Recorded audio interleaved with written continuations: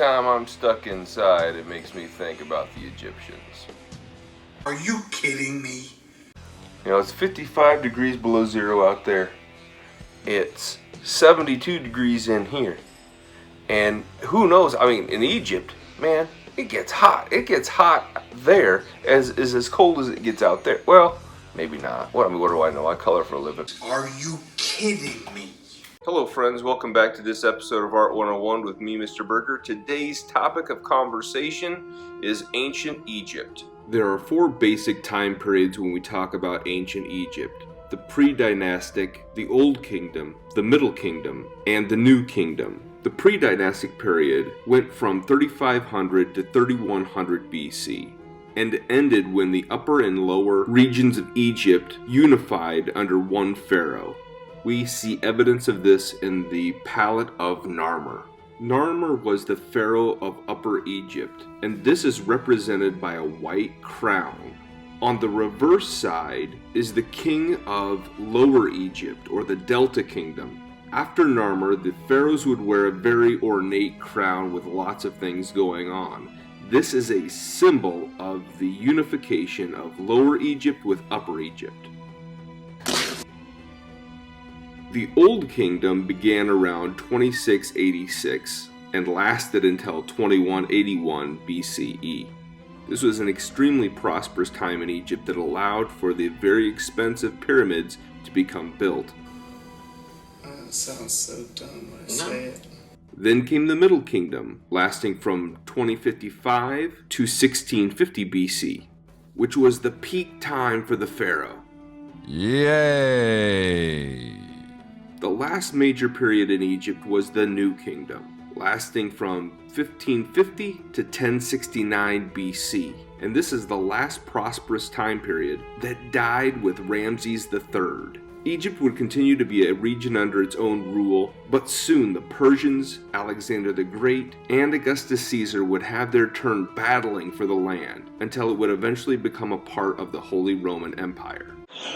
I don't know why he's stealing my stuff.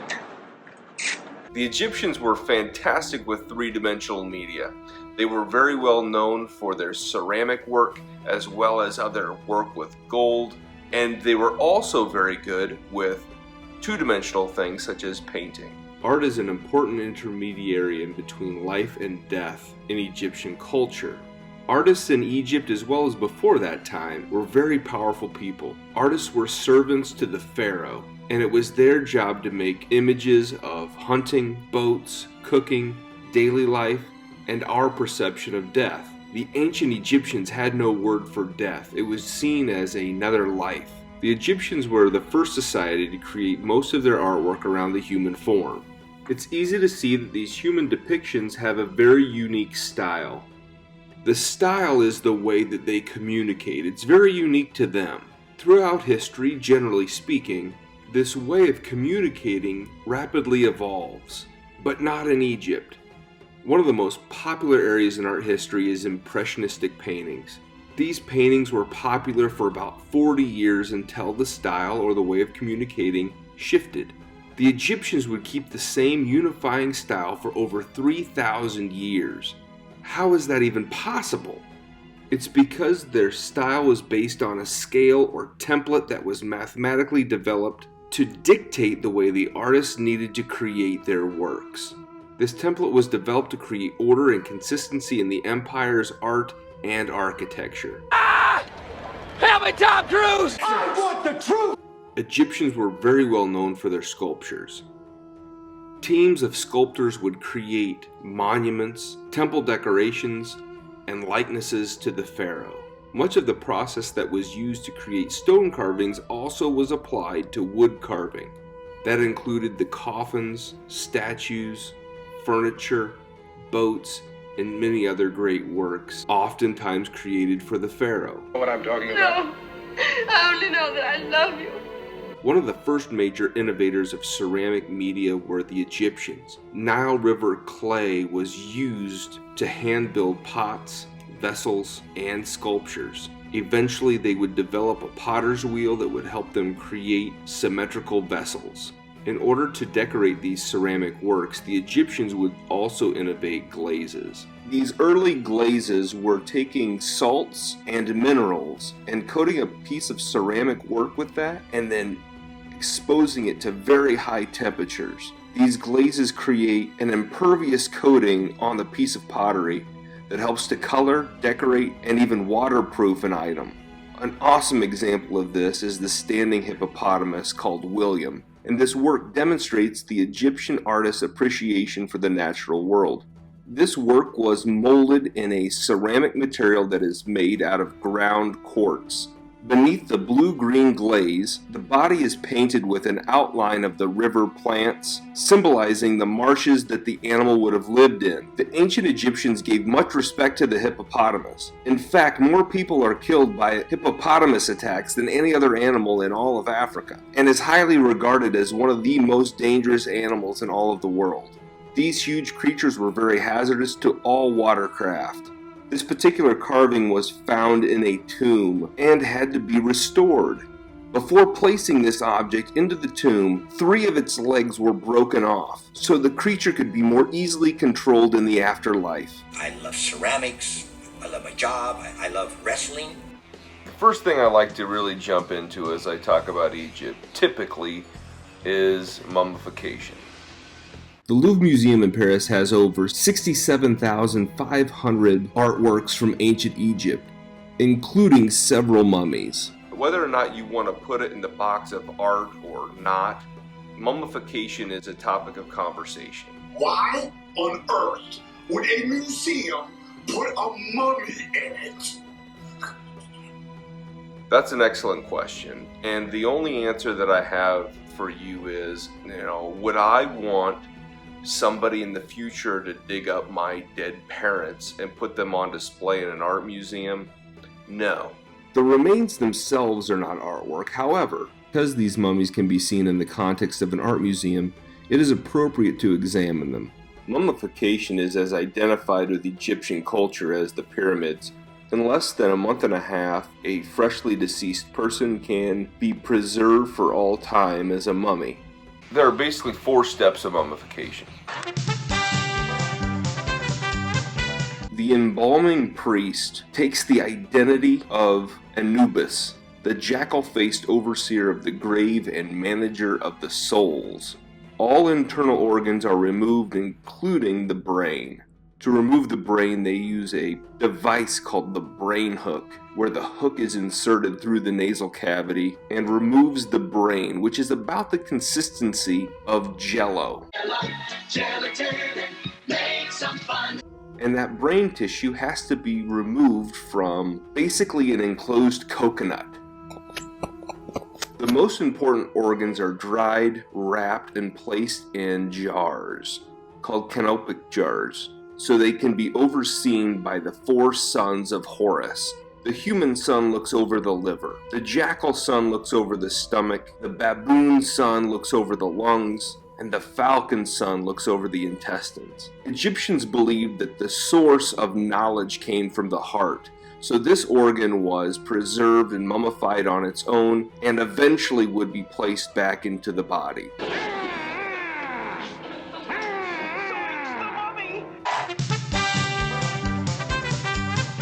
The body must be dried with salt. Over the course of approximately 40 days, the body would be laid out onto a specially designed table that helps the liquids of the body run off, while the inside and outside are dried with a giant pile of salt. In order for the body to hold its form, it is stuffed like a Thanksgiving turkey.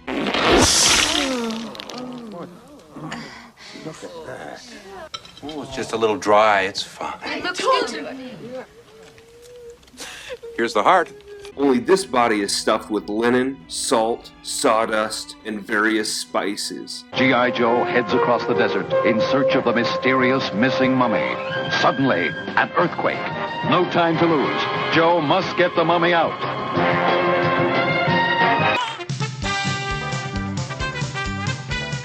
Next, the body is wrapped with linen bandages. As much as 4,000 square feet of linen is used in this process. Protective charms and jewels are placed in between the layers of the linen that are adhered together by a unique blend of saps and honey. You are running out of time, and we are running out of patience. The final step in this process is for a mask to be placed onto the deceased, and then they will be placed into one or more coffins and then perhaps a sarcophagus. Depending upon the importance of the individual, this process kind of looks different. In Egypt, oftentimes this mask could be a wooden plank. For others, it's a metal mask or a wooden mask, and for some even a clay mask. This is a practice that takes place all over the world, where the deceased have a death mask. We see examples of this in South America, Central America, North America, Europe, as well as in Asia and other parts of Africa. Again, depending upon the importance of the individual, there may be 1, 2, or 3 coffins that the person is placed into. For the very most important people, those coffins or caskets are placed into a large stone box called a sarcophagus. Immortality was a privilege only to the very most important people in society. To assure that their souls would live on, the body must be preserved through this very scientific and religious process. The Egyptians believed that the best home for the soul was in its own body, and so this 4-step process allowed for the body to be preserved and the soul to have a home. Did you see that? Now, Egypt is absolutely packed with sculptural artifacts, and those artifacts tell us a lot more information than we typically even know about. One of the obscure facts of Egyptian art is that they were very focused on the human brain and what made the human brain work. They didn't really know of this as left and right hemispheres of the brain, but more of a general understanding that there are different ways of thinking, and they identified one as being left and one being right. The Egyptian understanding of this concept very much parallels our modern day understanding of the brain, only in reverse. The left hemisphere is very much associated with logic, where the right is more associated with creativity. So as we understand the hemispheres of the brain in today's world, we understand that the left hemisphere is more used for reasoning, logic, mathematics, writing, reading, and so forth. Where the creative right side of the hemispheres of the brain are more inclined to process information that deals with emotion, abstract meanings, face recognition, imagination, and the visual arts. The intellectual side of the brain is viewed as being more masculine, where the intuitive creative side is seen as more feminine. And as we start to look at the artworks that they create, individuals that are more feminine or creative or had those qualities of intuition would have their left foot forward. It's really not about gender as much as it's about the way the individual processed and thought about things in their world. There are times that this creative spirit is also depicted in the form of left hands. I don't know if our world today overestimates the importance of men in their culture or underestimates the women in their culture, but women were very highly revered and had a lot of power in a lot of ways. Many times there is a depiction of a woman with her arm around the pharaoh. Her arm is around the pharaoh saying, "This is mine. This belongs to me." She is claiming her territory as a powerful person in their society. These are just a few of the hundreds of symbols that are held inside of the thousands of artifacts from ancient Egypt all around the world. But I have no way to locate the treasure. The interesting thing is that the treasure is not a thing, but an idea of understanding and enlightenment. So let's move that direction. Unleash the power of the pyramid. Arguably, the number one thing that Egypt is synonymous with are the pyramids. When I teach art appreciation in the classroom, there are several structures that I'll go into, but for this video I'm just going to touch on 3. And when I say structures, I'm really meaning more enclosures to some degree, but you know, it goes both ways. Globally, as we drop down into Egypt, the first pyramid that I want to go over is Zoser's City of the Dead. One of the most important Old Kingdom 3rd Dynasty pharaohs was Zoser, sometimes spelled with a DJ, sometimes spelled with a Z. He ruled during a time of prosperity in Egypt. Because their society could economically afford to spend time, money, and energy on larger projects, Zoser was more than willing to approve the construction of his City of the Dead. As pharaoh, he wanted to show off his wealth and power by building himself an impressive ziggurat-style tomb at Saqqara. The designer and supervisor of this project was a person whose name you might have heard before.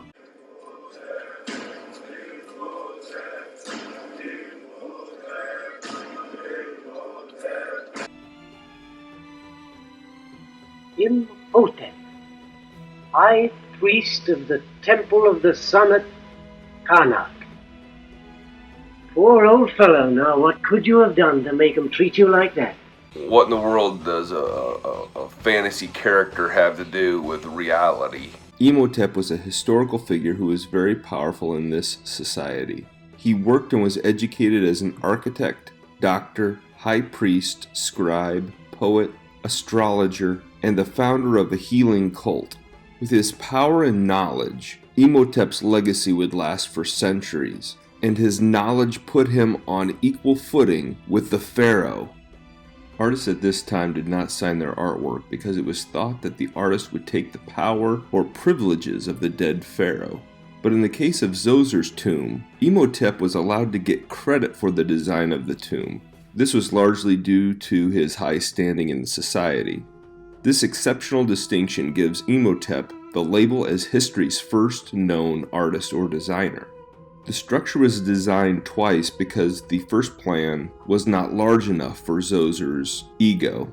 The final 6-stepped pyramid was a giant compared to all other royal tombs before it. The structure is 459 feet long, 384 feet wide, and nearly 197 feet tall. This is an impressive structure for the Egyptians considering the fact that they had limited knowledge of technologies and limited materials at their disposal. In this construction, Imhotep had mud stones creating the main building material. He then cased those stones in a limestone shell. The pyramid was a simple geometric shape that Imhotep selected and the builders had the knowledge to create. The pyramid sits at the center of a very large complex that was protected by 30-foot walls. All of the burial chambers are underground and hidden in a maze of tunnels to discourage grave robbers. However, this maze did not work. All that currently remains of Zoser and all of his empire is an empty tomb and a single mummified foot. However, Zoser is still on the complex. Looking out, his statue is entombed into the side of the pyramid where he looks out on the land that was formerly under his rule. Bye-bye, statue.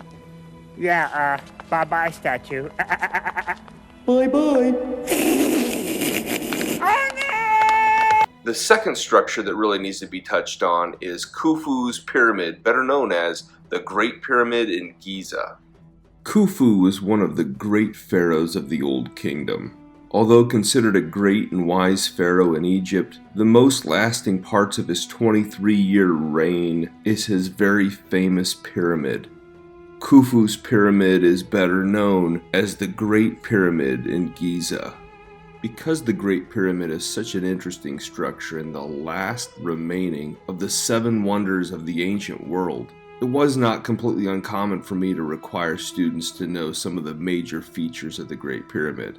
As far as we know, this is the largest stone tomb that has ever been built in the world. The pharaoh, his family, servants, and other government officials were all buried in the complex around this pyramid. This structure is 482 feet tall, and it was not until 1880 that another structure would exceed that height. At its base, the pyramid covers 13 acres square. There are over 2 million blocks in this construction, weighing over 4,500 pounds each. That's over 5 million tons of limestone. It's believed that a cantilever crane and perhaps other lifting devices were used to move the very large stones into place. With this volume of blocks to lift into place, and keeping in mind that it took 23 years to build, a stone had to be placed in its permanent spot on average of every 5 minutes in order to get the job done on time. That's working all day, 365 days a year. Contrary to popular belief, this was not constructed by slaves. In order for the structure to maintain its power for the pharaoh, believers needed to be involved in the construction. Now, I'm not saying that slaves weren't involved in some form of the production, but the construction was all done by people who loved and believed in the pharaoh. It's also important to remember that the Egyptians had no working knowledge of the wheel at this point in history. By the end of the empire, they would certainly have that knowledge, and they even have toys and chariots to prove it. The top is thicker than the bottom, and you would think that erosion would first hit the top than the bottom or evenly on the side. But the sides were originally cased in white limestone, which is why there is a thicker top when compared to the rest of the pyramid. The top was plated in gold leaf, and when the sun was out, it would reflect off and act as a beacon toward the city. In order to prevent grave robbers from stealing from the pharaoh, a false chamber was included in this design. Typically, these tombs were placed underground, and so the would-be grave robbers would not suspect anything different. They would go down and find a false chamber that was filled with gold and riches, but this was just a decoy. The queen and pharaoh's tombs were sealed off and hidden from the would-be thieves. Also, to prevent thieves, an elevated entrance was incorporated into the design. When Khufu died, his body was placed in a red granite tomb chamber with a red granite sarcophagus. After the entombment, the pharaoh was sealed inside with 3 stone slabs to act as trapdoors. However, this did not stop the tomb from being plundered. At some point, the riches of Khufu were stolen along with the mummy. As the Middle Kingdom approached, the pharaoh lost power to local leadership. This caused a divide between the upper and lower regions of Egypt once again. Eventually, the region was reunited after crushing his enemies and reunifying Egypt. Although now united, the region would soon fall into poor economic states, and smaller pyramids would have to be constructed. Soon, the tombs were constructed out of the sides of cliffs, and even be dug out underground. Egypt was soon at war with the peoples of modern-day Turkey. These warriors had advanced weapons and horses, and Egypt would fall. It did not take long for the Egyptians to understand this newly discovered weaponry, and soon become skilled with this new war technology. Egypt retook its land and became a new kingdom. The third structure is more of just an enclosure because there's really nothing on top of it, and that is King Tut's tomb. King Tut, how'd you get so funky? Did you do the monkey? Looking down into Egypt, one would have to dig underground, under the sand, to find the tomb to King Tut. In the grand scheme of Egyptian history, King Tut, or Tutankhamun, was very insignificant. But what makes him significant is that his tomb was the first unplundered site that was discovered in modern times. A British archaeologist was being funded to find a tomb in Egypt. After years of meticulously combing through the desert, in the last year of his funding, a member of his team would find the steps that would lead down into the tomb of King Tut. Grave robbers will be shot. Good thing we're not grave robbers. This was a first modern look at what the pharaoh would have had in their tomb. The first room that they would explore was called the antechamber. This was a room that was filled with chariots, furniture, statues, and various other items. Upon entry into that room, it was basically all sealed off. All of the doors were sealed shut.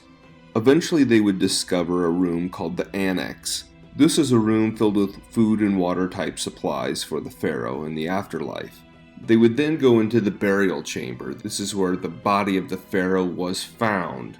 His body was placed in a sarcophagus and 3 layers of caskets, as well as a very elaborate death mask.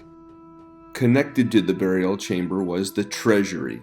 Obviously, this was a room that was filled with gold and various treasure that was personal to the pharaoh. Also in the chamber, he was buried with several pets, as well as other children that were likely born prematurely.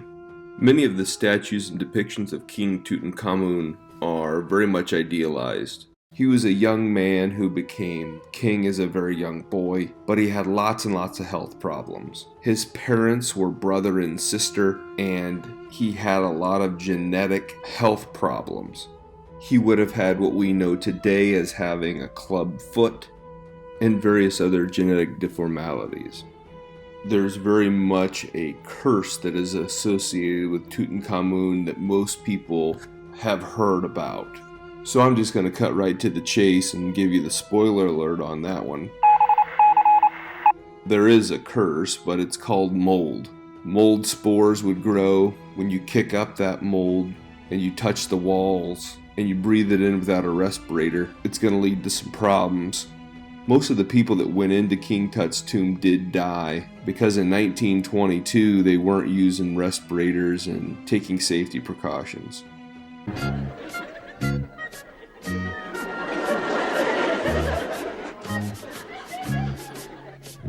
The last great warrior pharaoh was Ramses II. Ramesses, look. What do you see? He had a very strong grasp of being a military, political, and economic leader for 66 years.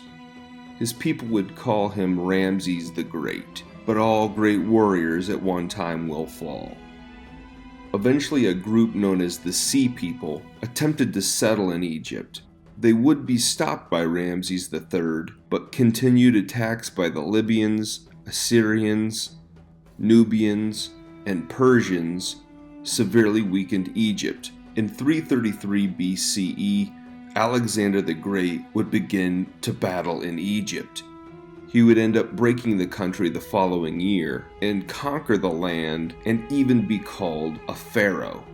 Again, all great leaders die or get defeated, and soon the pharaoh, Alexander the Great, would die as well, leaving the region in the control of the Mycenaean Empire, but this was divided into several kingdoms. Eventually, Cleopatra VII would be named the Queen of Egypt.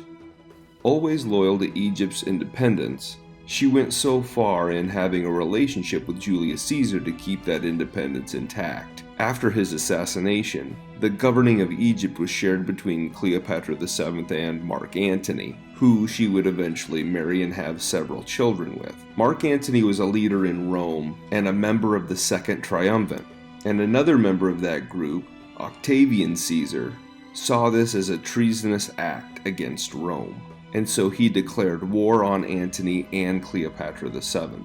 One of the myths of Cleopatra was how beautiful she was.